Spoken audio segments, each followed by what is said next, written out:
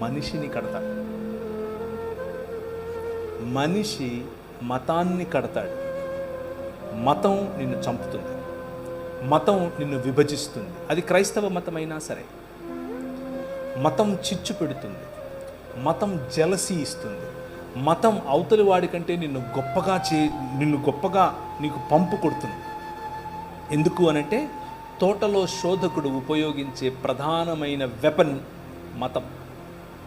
కానీ దేవుడు మనిషిని చేస్తాడు. ఆయన నిర్మించినటువంటి ప్రధానమైన వ్యవస్థ ఏమిటి ఈ ప్రపంచంలో అనంటే మనిషి.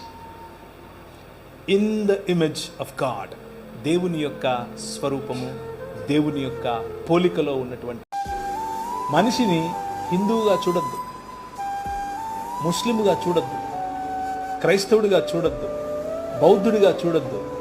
మనిషిని మనిషిగా చూడొద్దు. కష్టమా?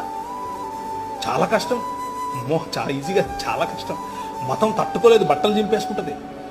నిజంగానే అంటే ప్రభు అయిన యేసుక్రీస్తును చంపింది ఎవరు అంటే మతమే కాదా?